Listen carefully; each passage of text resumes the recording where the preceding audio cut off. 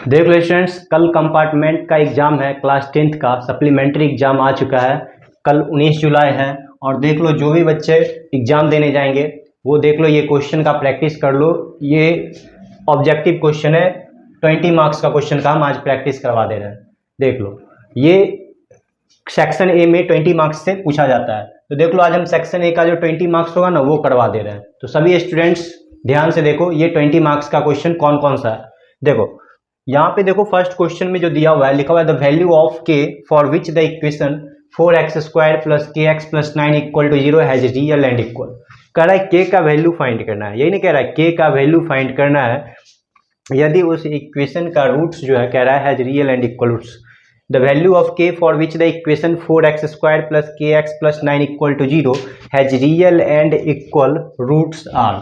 यहाँ पे कह रहा है के का वैल्यू जो है क्या होगा यदि ये इक्वेशन का रूट्स रियल होगा, ठीक है, रियल एंड इक्वल होगा।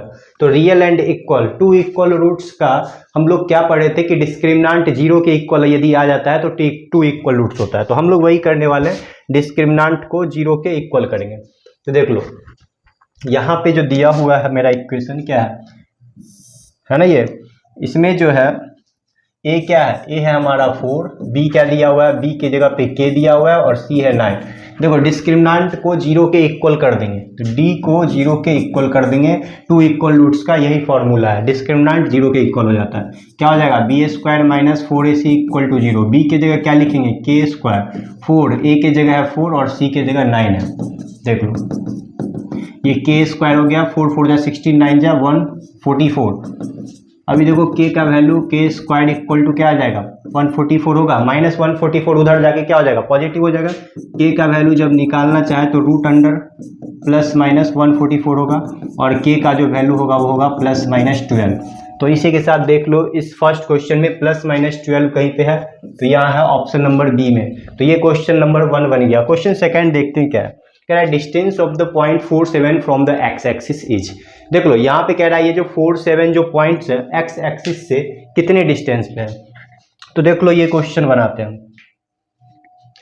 ये कह रहा है 47 जो दिया हुआ है मेरा 47 वो एक्स एक्सिस से कितनी दूरी पे है। देख लो एक्स एक्सिस ये होता है ना, और 47 को अगर हम यहाँ पे रिप्रेजेंट करें, 47 को प्लॉट करें तो कहाँ पे आएगा। देख लो ये है 0 1 2 3 4, इधर ऊपर जाएंगे तो 1 2 3 4 5, ठीक है 6 और ये रहा 7। देखो 47 को हमें रिप्रेजेंट करना है इसमें। तो देखो 4x पे है और y पे 7 है, तो ये कहाँ जाएगा, देख लो 47 ये पॉइंट पे मिलेगा 47, मिल गया ना। अभी कह रहा है एक्स एक्सिस से वो कितनी दूरी पे है। देखो एक्स एक्सिस से कितनी दूरी पे है, यहाँ से यहाँ तक का डिस्टेंस यानी 7 यूनिट दूर है। तो एक्स एक्सिस से ये कितना दूर है, तो 7 यूनिट डिस्टेंस है इसका। तो 7 यूनिट्स देख लो कहाँ। क्वेश्चन नंबर 2 का ऑप्शन ए। समझ में आ गया ना ये क्वेश्चन। चलो नेक्स्ट क्वेश्चन देखेंगे।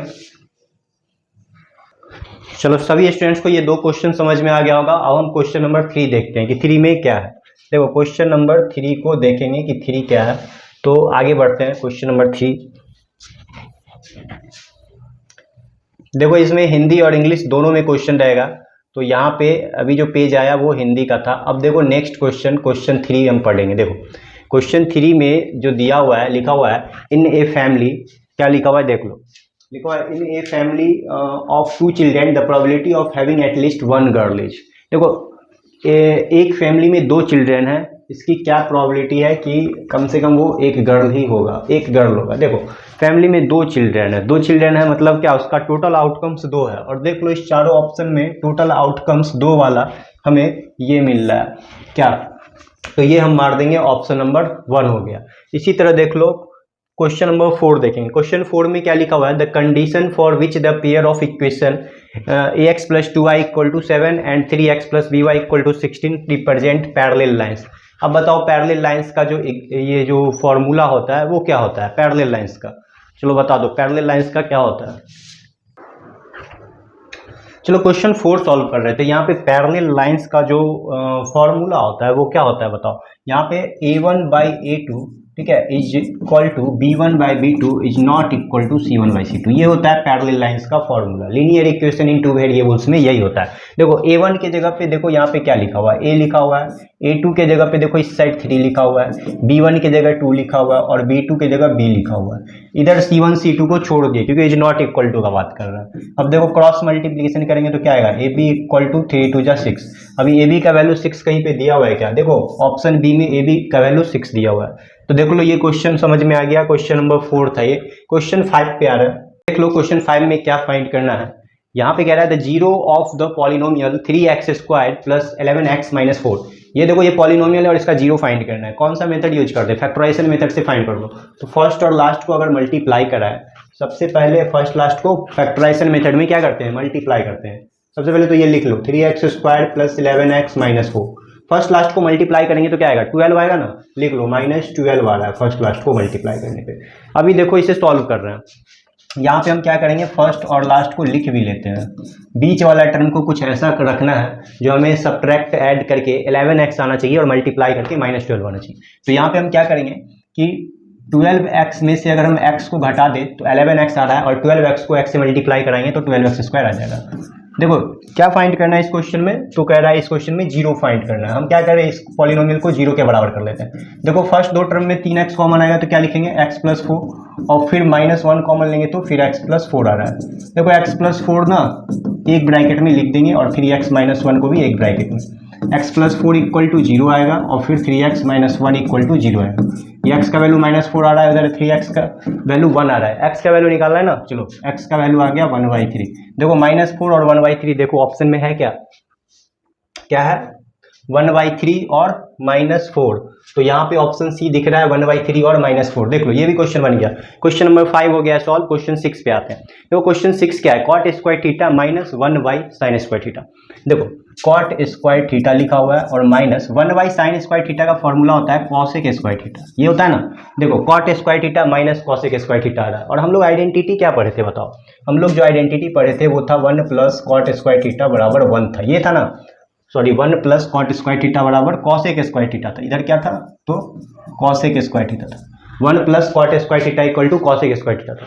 और देख लो अगर हम इधर 1 छोड़ते भी हैं तो इधर क्या मिलेगा बताओ, cosec स्क्वायर थीटा और माइनस में cot स्क्वायर थीटा, जो कि यहाँ पे क्या लिखा हुआ है, cot square theta minus cosec square theta लिखा हुआ है। मतलब इसका वैल्यू निकालना है, यानी अगर इसका वैल्यू निकालना चाहे तो इसका ही वैल्यू निकल जाएगा। यहाँ पे हम क्या लिखेंगे, देखो cot स्क्वायर थीटा और ये cosec को इधर ले आएंगे तो माइनस cosec स्क्वायर थीटा हो जाएगा और 1 को इस साइड ले जाएंगे तो -1 होगा। तो इसका वैल्यू -1 आएगा। देख लो -1 कहीं पे है क्या, देखो ये है -1। तो ये हो गया तुम्हारा सॉल्व, ये भी क्वेश्चन समझ में आ गया। नेक्स्ट क्वेश्चन पे आते हैं। नेक्स्ट क्वेश्चन पे आते हैं सभी स्टूडेंट, देख लो ये क्या था, -1 इसका है और इसका ये C है।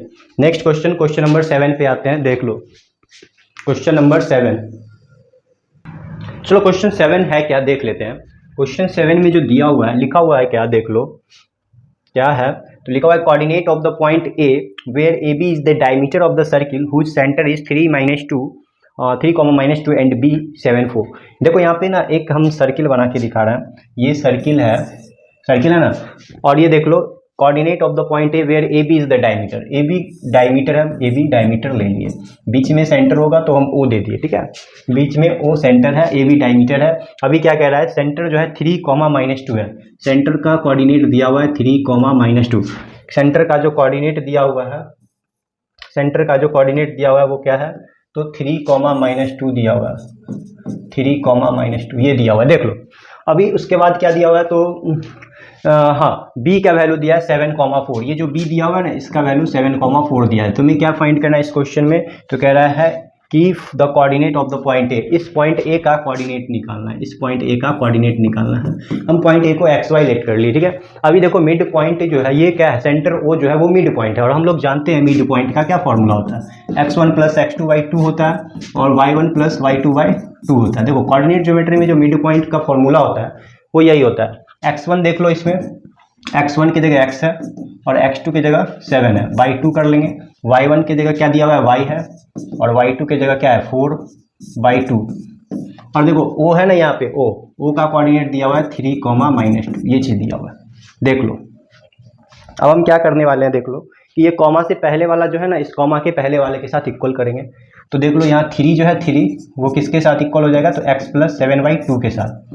और फिर देखो कॉमा के बाद वाला जो -2 है, इस कॉमा के बाद वाले के साथ इक्वल कर देंगे y प्लस 4/2 के साथ। ये क्या हो जाएगा, 3 2 जा 6 और इधर x प्लस 7 है, और इधर देखो 2 2 जा 4 और इधर y प्लस 4 है। देखो यहाँ पे क्या आ जाएगा, 6 - 7 इक्वल टू x, और इधर क्या आएगा -4 और ये 4 इधर आके -4 इक्वल टू y। तो देखो x का जो वैल्यू आ रहा है हमें -1 मिल रहा है, और इधर जो है y का वैल्यू मिल रहा है -8। देखो x -1 आ रहा है, y जो आ रहा है वो -8 आ रहा है। तो देखो x -1 आ रहा है, y आ रहा है 8।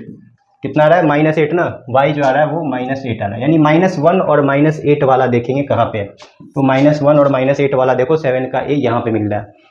ये भी क्वेश्चन हो गया सॉल्व। नेक्स्ट क्वेश्चन पे आते हैं। क्वेश्चन नंबर है 8। क्वेश्चन 8 है, देख लो क्वेश्चन 8 क्या है। तो इफ, चलो क्वेश्चन 8 पढ़ते हैं। क्या रहा है, if x, 2x plus 9, 4x plus 3 are the consecutive term of AP। देख लो ये तीनों जो है लगातार टर्म है AP का, तो कह रहा है then find the value of x। देख लो कैसे बनेगा। सो जब यह AP है तो इसका कॉमन डिफरेंस सेम होगा ना, ये तीनों कॉन्सिक्यूटिव टर्म है AP का, तो कॉमन डिफरेंस सेम होना चाहिए। तो देख लो कॉमन डिफरेंस यदि सेम होगा तो हम क्या करेंगे, A2 minus A1 equal to A3 minus A2 कर देंगे। देख लो ये A1 है, ये A2 है और ये हमारा A3 है। तो A2 क्या है, 2x प्लस 9 है, और A1 क्या है, x है। फिर A3 क्या है, 4x प्लस 3 है, और A2 क्या है, तो 2x प्लस 9 है। अभी देख लो कैलकुलेशन कर दें, ये 2x है, 2x में से x जाएगा तो क्या बचेगा, x प्लस 9, और इधर देखो 4x में से 2x को घटा देंगे, 4x माइनस 2x क्या मिलेगा, 2x, और 3 में से 9 को घटाएंगे। देखो ये 9 को घटाएंगे, 3 में से 9 घटाएंगे, क्यों -9 हो जाएगा ना, ये माइनस लगा हुआ है, तो 3 - 9 क्या हो जाएगा बताओ, 3 में से 9 घटाएंगे तो -6 मिलेगा। इधर देखो 9 है और ये -6 इधर आके +6 हो जाएगा, और ये 2x है, ये x इधर आके -x हो जाएगा। क्या मिल रहा है, देखो 15, 2x माइनस x। तो देखो x का वैल्यू 15 मिल रहा है। देखो ऑप्शन डी है, ऑप्शन डी 15 है ना। देखो ये भी क्वेश्चन बन गया। क्वेश्चन नंबर 8 हमारा सॉल्व हो चुका है। नेक्स्ट क्वेश्चन पे आ रहे हैं, क्वेश्चन 9 पे। तो क्वेश्चन नंबर 9 देखते हैं क्या है। टोटल 20 क्वेश्चन करना है, तो थोड़ा फास्ट करना पड़ेगा क्या। तो 9 नंबर क्वेश्चन देख लेते हैं। ये हिंदी मीडियम है, एग्जाम में हिंदी इंग्लिश दोनों दिया रहेगा। देख लो क्वेश्चन 9 में क्या कह रहा है। क्वेश्चन 9 में लिखा हुआ the height of tower is 20 metre, the length of its shadow made on the level ground when the sun altitude 60 degree. देख लो एक कह रहा है height of tower is 20 metre. यहाँ पे ना टावर का हाइट दिया हुआ है 20 मीटर, ये टावर का हाइट दिया हुआ है 20 मीटर, ठीक है। उसके बाद कह रहा है the length of its shadow made on the level ground, कह रहा है लेंथ ऑफ शैडो निकालना है। तो यहाँ पे कह रहा है ये शैडो की लंबाई क्या होगा, शैडो की लंबाई ये। तो यहाँ पे क्या लगा देंगे, जो ये मेरा बेस है ना और ये क्या है परपेंडिकुलर है, हम क्या लगाएंगे जो परपेंडिकुलर और बेस दोनों हो, 1060 लगा देते हैं। परपेंडिकुलर मेरा 20 है, चलो ये BC लिख लेते हैं, और बेस क्या है BC लिख लेते हैं। तो √3 20/BC। देखो ये BC अपने जगह पे, और BC इस साइड आ गया और 20 अपने जगह पे, √3 इधर आएगा तो क्या हो जाएगा, √3 डिवाइड में चलाएगा ना, तो 20/√3 देखेंगे कहाँ है, 20/√3 ऑप्शन ए में है। देख लो यही लेंथ ऑफ शैडो है। नेक्स्ट देखते हैं अगला क्वेश्चन। क्वेश्चन नंबर 10 में क्या कह रहा है, in the given figure DE parallel BC measurement are given in centimetre, the length of AE। देखो AE का लेंथ पूछ रहा है। BPT सभी को पता है ना, basic proportionality theorem, Thales theorem, बस उसी पे बनेगा। देखो थेल्स थ्योरम में हम लोग क्या पढ़े थे कि जब ये दोनों लाइन पैरेलल होगा, DE पैरेलल BC होता है तो क्या हो जाता है AD बाई, देखो DE पैरेलल जब BC होता है तो क्या हो जाता है AD बाई DB होता है, और इस साइड AE बाई EC होता है। देख लो यही ना होता है, AD क्या दिया हुआ है 3, DB दिया है 4, AE नहीं पता है लेकिन EC पता है 3। देखो 3 3 जा 9/4 मिल रहा है हमें, AE का वैल्यू क्या मिला है 9/4, और 9/4 को जब डिवाइड करेंगे तो क्या मिलेगा बताओ, 4 2 जा 8 मिल रहा है, 4 2 जा 8 मिल रहा है, 4 5 जा 20 मिल रहा है, 2.25 cm मिल रहा है। यानी AE का जो वैल्यू मिल रहा है वो क्या है 2.25 सेंटीमीटर, यही होगा। देख लो नेक्स्ट क्वेश्चन पे आए क्या, इतना देख लो कैसे बना। क्वेश्चन नंबर 10 है। चलो क्वेश्चन 10 बन गया। अब हम क्वेश्चन 11 पे आ रहे हैं। तो सभी स्टूडेंट देखो क्वेश्चन नंबर 11 क्या है। क्वेश्चन 11 में क्या लिखा हुआ है देख लो। लिखा है वर्टिकल पोल 10 मीटर, क्या लिखा हुआ है, ए वर्टिकल पोल, लिखा हुआ है vertical pole 10 metre long cast a shadow of length 5 metre on the ground at the same time a tower cast a shadow of length 12.5 metre on the ground, the height of the tower, tower का height निकालना है। देख लो tower का height निकालना, एक vertical पोल है जो कि 10 metre long cast a shadow of length 5 metre on the ground. जो 10 मीटर लंबा पोल जो है ना 5 मीटर का शैडो बनाता है, ये कह रहा है, ठीक है। ये 10 मीटर लंबा पोल है, ये पोल है हमारा, ठीक है, ये 5 मीटर का शैडो बना रहा है पोल। इसी टाइम में सेम टाइम में कह रहा है एक टावर भी है, यहाँ पे एक टावर बना रहा है, और ये टावर का जो है ना शैडो, कह रहा है tower cast shadow of length 12.5 metre, और टावर जो है 12.5। तो देखो ये दोनों ट्रायंगल सिमिलर है, ये दोनों ट्रायंगल्स को हम सिमिलर मान लेते हैं। देखो ऑब्जेक्टिव क्वेश्चन है, ज़्यादा हम सिमिलर उमिलर करेंगे नहीं, डायरेक्ट बना देते हैं। तो तुम लोग को पता है दो ट्रायंगल जब सिमिलर होता है तो उसका करस्पॉन्डिंग पार्ट्स जो होता है, करस्पॉन्डिंग साइड्स जो होता है वो सेम रेशियो में होता है। तो ए बी का जो करस्पॉन्डिंग है वो कौन है, डी ई है ना, डी ई है। और फिर इधर बी सी का जो करस्पॉन्डिंग है वो क्या है, ई एफ है ना। चलो ए बी की जगह क्या लिखेंगे 10, और डी नहीं पता है, फिर बी सी की जगह 5 लिखेंगे, और ई एफ पता है 12.5, ये पता है। अब देख लो डी का वैल्यू निकालना है, क्रॉस मल्टीप्लिकेशन करेंगे। तो यहाँ पे देख लो 5 को डी से कर दो तो ये आ गया 5 डी ई आ गया, और 12.5 को 10 से करेंगे तो 125 मिल जाएगा। इसी तरह डी का जो वैल्यू आएगा वो क्या आएगा, 125/5, काटेंगे तो 25 बार में कट जाएगा। तो डी का वैल्यू हमें 25 मीटर मिल रहा है, 25 मीटर। देखो डी का वैल्यू 25 मीटर मिल रहा है, और 25 मीटर यहाँ है, ऑप्शन नंबर सी में दिया हुआ है। देखो ये क्वेश्चन बन गया, सिमिलरिटी ऑफ ट्रायंगल्स, मतलब दो ट्रायंगल को सिमिलर। चलो देख लो सभी स्टूडेंट्स, नेक्स्ट क्वेश्चन पे आ गए हैं। देखो क्या लिखा हुआ है, नेक्स्ट क्वेश्चन है क्वेश्चन नंबर 12। क्वेश्चन नंबर 12 में कह रहा है using empirical relationship the mode of a distribution whose mean is 7.2 and the median 7.1। देखो इस क्वेश्चन में ना मोड निकालना है, जिसका क्या दिया हुआ है, मीन और मीडियन दे रखा है। देखो मोड का जो फॉर्मूला होता है वो हम बता दे रहे हैं। मोड का जो फॉर्मूला होता है क्या है, मोड इक्वल टू क्या होता है, तो 3 मीडियन माइनस में 2 मीन होता है, 3 मीडियन माइनस 2 मीन। तो यहाँ पे देख लो 3 मीडियन का वैल्यू क्या दिया हुआ है, देखो मीडियन का वैल्यू जो दिया हुआ है वो है 7.1, और 2 मीन का वैल्यू क्या दिया हुआ है बताओ, मीन का वैल्यू दिया हुआ है 7.2। तो जैसे ही इसको मल्टीप्लाई करेंगे तो 3 1 जा 3, 7 3 जा 21, इसको मल्टीप्लाई करो 2 2 जा 4, 7 2 जा 14। अब घटा लो, 13 में से 4 गया 9 आ रहा है, ठीक है। यहाँ पे क्या बच रहा है, 0 ना, 10 में से 4 गया 6 आ रहा है, और यहाँ पे 1 में से 1 गया 0। 6.9 देखेंगे कहीं पे है क्या, ऑप्शन डी में देखो 6.9 मिल गया। ये भी क्वेश्चन हो गया हमारा सॉल्व। नेक्स्ट क्वेश्चन पे आते हैं। वो देखो बहुत ज़्यादा समय लग रहा है तो हम क्या करेंगे, इसको फास्ट बताएंगे।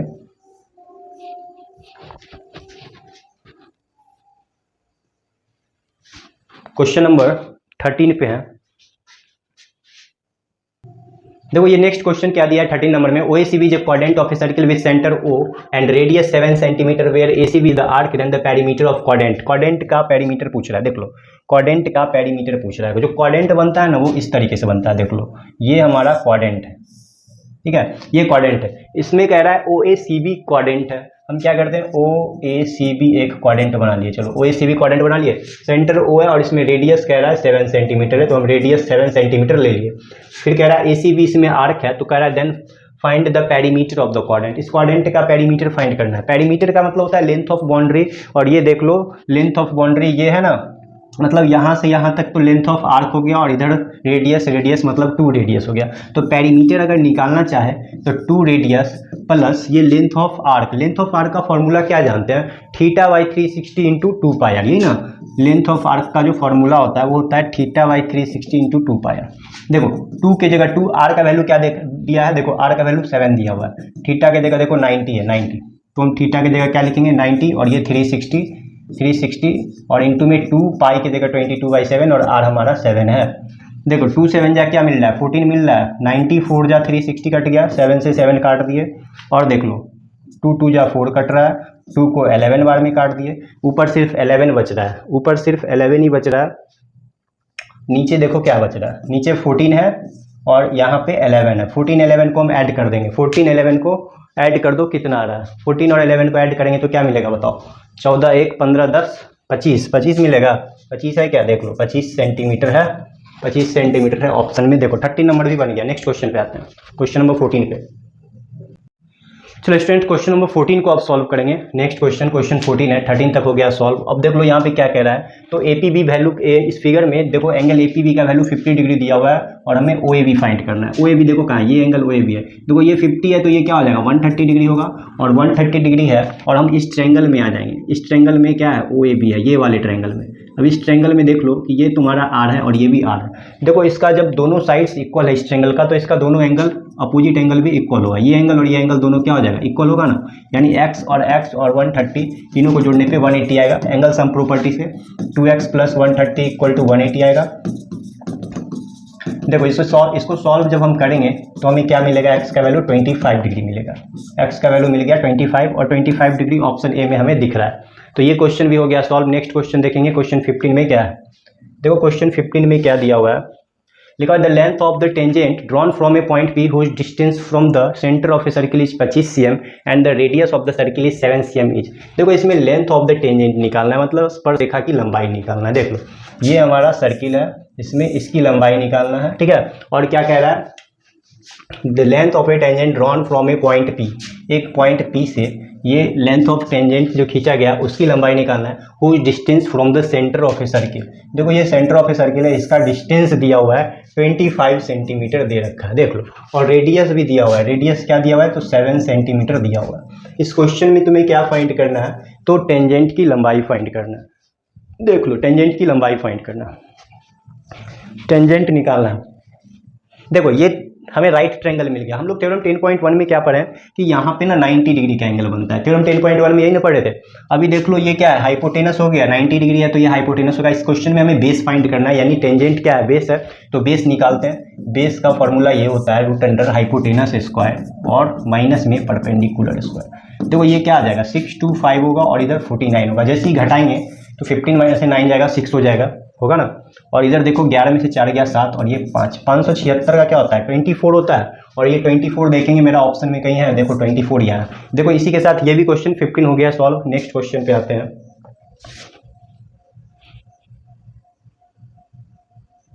देखो क्वेश्चन नंबर 16 में क्या लिखा है, if a bicycle wheel 5000 revolution in moving 11 kilometre then the diameter of the wheel is. देखो डायमीटर निकालना है इस क्वेश्चन में। Diameter of the wheel 5000 revolution लगा है तब जाके 11 किलोमीटर गया है, यानी क्या सरकमफ्रेंस तुम्हें निकालना पड़ेगा इसमें। सरकमफ्रेंस का फॉर्मूला होता है total distance by number of revolution, ये होता है सरकमफ्रेंस का फॉर्मूला, ठीक है। देखो टोटल डिस्टेंस 11 किलोमीटर, तो यहाँ पे हम क्या करेंगे 11 किलोमीटर लिख देंगे और नंबर ऑफ रेवोल्यूशन देखो 5000 है तो यहाँ पे 5000 लिख देंगे। देखो 11 किलोमीटर को ना मीटर में चेंज कर लो, ये जो 11 किलोमीटर है उसको मीटर में चेंज करेंगे तो क्या करेंगे 11000 लिख दे, 1000 से मल्टीप्लाई करने पे 11000 आ जाएगा और नीचे 5000 है।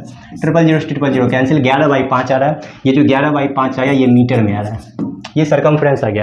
देखो डायमीटर निकालना है इस क्वेश्चन में। इस क्वेश्चन में क्या फाइंड करना है डायमीटर। हम लोग ना एक डायमीटर का फॉर्मूला जानते हैं सरकमफ्रेंस बाय पाई, ये फॉर्मूला जानते हैं। सरकमफ्रेंस को अगर हम पाई से डिवाइड कर देंगे तो बन जाएगा। सरकमफ्रेंस क्या है 11/5 है और देखो पाई का वैल्यू 22/7 होता है, तो ये 11/5 आ गया, इंटू का साइन देंगे 7 ऊपर जाएगा 22 नीचे आ जाएगा, 11 2 जा 22 हो रहा है। इधर अगर हम कैलकुलेशन करेंगे तो 7/5 2 जा 10 मिल रहा है।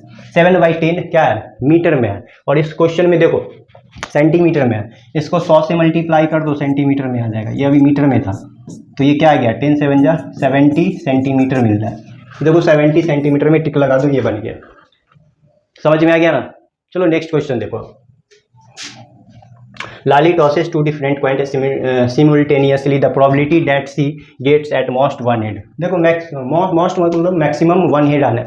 तो देखो जब 2 पॉइंट उछालता है ना तो जो टोटल आउटकम्स क्या होता है 4 होता है, तो टोटल आउटकम्स 4 होता है, यानी क्या ये हो जाएगा हमारा टोटल आउटकम्स 4 होता है। तो ये क्या आंसर होगा इसका, देख लो 3/4 हो जाएगा इसका आंसर। कुछ नहीं करना है, नीचे में 4 देख लिए, टोटल आउटकम्स 4 वाला यही है। नीचे में 7 कभी नहीं होगा, 1 कभी नहीं होगा, 1/2 कभी नहीं होगा। देखो टोटल आउटकम्स 4, 3/4 में लगा दो टिक। देखो कितना इजी था। नेक्स्ट क्वेश्चन पे आ जाओ। 17 तक हो गया सॉल्व। अब हम आते हैं नेक्स्ट क्वेश्चन पे। देख लो स्टूडेंट, क्वेश्चन नंबर 18 सॉल्व करेंगे। क्या लिखा हुआ है, number is chosen from the number 1 to 3 and denoted as X. फिर कह रहा है and a number is chosen from the number 1, 4, 9 and denoted as Y. ये कह रहा है then P X Y is smaller than Y. X Y का मतलब यहाँ पे मल्टीप्लाई है, एक्स और वाई को मल्टीप्लाई करना है। देखो एक्स में क्या लिखा हुआ है, तो यहाँ पे हम लिख के बता रहे हैं। एक्स में लिखा हुआ है 1 2 3, इसको डिनोट किया गया, और वाई में क्या लिखा है 1 4 9। और जब हम एक्स वाई को मल्टीप्लाई कराए तो क्या क्या मिलेगा हमें, एक्स वाई को जब हम मल्टीप्लाई कराएंगे तो क्या क्या मिलेगा। देखो सबसे पहले क्या करेंगे, 1 into 1 करेंगे, 1 into 1 कर देंगे, फिर 1 into 4 करेंगे, 1 into 4, उसके बाद 1 into 9 करने वाले हैं। देखो फिर क्या करेंगे, 1 into 1 किए, 1 into 4 किए, 1 into 9 किया। अब ये 2 के साथ कर रहे हैं, 2 into 1, फिर 2 into 4 करेंगे, और फिर इधर 2 into 9 करेंगे। ठीक है, अब देखो इसका तीसरा टर्म के साथ, तीसरा जो मेरा डिजिट है इसका, उसके साथ ये तीनों का करेंगे मल्टीप्लाई। तो 3 into 1, फिर 3 into 4, और फिर करेंगे 3 into 9। अभी देख लो ये एक्स वाई का वैल्यू है, हमें क्या करना है कि देखेंगे स्मॉलर देन 9 है, यानी एक्स वाई का वैल्यू 9 से कम कितना बार आ रहा है। तो देखो 9 से कम यहाँ पे 1 आ रहा है, यहाँ पे 4 आ रहा है, यहाँ पे 9 आ रहा है, यहाँ पे 2 आ रहा है, यहाँ पे 8 आ रहा है, फिर इधर 18 आ रहा है, देख लो। उसके बाद फिर 3 आ रहा है, फिर 12 आ रहा है, और फिर यहाँ पे 27 आ रहा है। देखो मेरे पास जगह नहीं, इसीलिए हम क्या कि यहाँ से यहाँ के बदले इधर लिखेंगे।